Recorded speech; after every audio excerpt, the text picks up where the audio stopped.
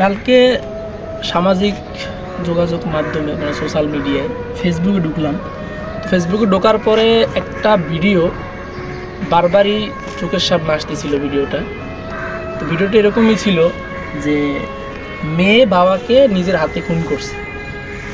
তো মেয়ের জবানবন্দিতে মেয়ে এটাই প্রকাশ করছে যে মেয়েকে নাকি বাবা কয়েকবার ধর্ষণ করছে, ধর্ষণ করে এই ভিডিও সামাজিক যোগাযোগ মাধ্যমে ভাইরাল করার জন্য ভাইরাল করে দিবে এটা বলে ব্ল্যাকমেল করছে। ব্ল্যাকমেল করে তারপর অনেক তোমার এক কথা হচ্ছে যে মেয়েটারে তোমার অনেকের হাতে তুলে দিছে টাকার বিনিময়ে বাবা, ঠিক আছে। এই কারণে মেয়ে না পারতে ঘুমের ওষুধ খাওয়াইছে, 20-22টা ঘুমের ওষুধ খাওয়াইয়া বাবারে অজ্ঞান করিয়া তারপর বাবারে নিজ হাতে ছুরি দিয়া আঘাত করে মারছে।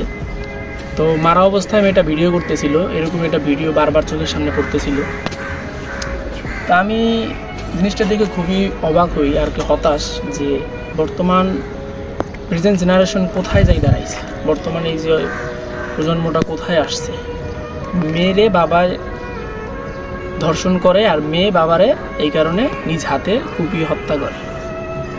আসলে জিনিসটা যখন আমি একটু ঘাড়াঘাড়ি করি যে আসলে আদৌ কি সত্যি কিনা যে মেয়েটাকে বাবা ধর্ষণ করছে, এরকমটা হইতে পারে কিনা। হ্যাঁ, এরকমটা শুনছি কিন্তু এটা অ্যাভেলেবেল না, খুব রেয়ার। তো যখন আমি জিনিসটা নিয়ে একটু ঘাড়াঘাড়ি করি তারপরে দেখি যে আদৌ এরকম কিছু না। তো মেয়েটাকে ধর্ষণ করে নাই, মেয়েটার উচ্ছৃঙ্খল চলাফেরার কারণে বাবা এতে বাধা হয়ে দাঁড়ায়। তো এই কারণে অথবা এই কারণে এছাড়া আরও কিছু কারণ থাকতে পারে। তো আমি যতটুকু বুঝতে পারি যে মেয়েটার দোষের কারণে বা মেয়েটার সমস্যার কারণে, মেয়েটার উচ্ছৃঙ্খল চলাফেরার কারণে বাবা এতে বাধা দেয়। তো হিতে বিপরীত হওয়ার ক্ষেত্রে মেয়ে বাবারে হত্যা করে। তো এরকমটা কয়েকটা পোস্টের ভিতরে দেখছি, কিন্তু এখন আমি বলি যে আপনার 2-3টা পোস্টে দেখছি এরকম যে মেয়ের উচ্ছৃঙ্খল চলাফেরার কারণে মেয়েরে বাধা দিছে বাবায়, এতে করে মেয়ে বাবারে মারি ফেলছে। কিন্তু আর 2-3টা পোস্টে দেখছি মেয়েটা যখন ভিডিও করতেছিল মেয়েটার কথা অনুযায়ী আর কি, যে মনে হচ্ছে যে মেয়েটাকে বাবা ধর্ষণ করছে, এই জন্য মেয়েটা মারি ফেলছে বাবারে।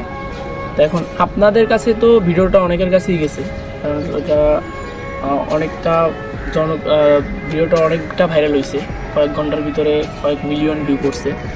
এটা তো অনেকের কাছেই যাওয়ার কথা। তা আপনারা একটু বলবেন, আশা করি যে এই মূলত আসল রহস্যটা কী ছিল, এই মেয়েটা বাবারে মারার পিছনে রহস্যটা কী ছিল, আর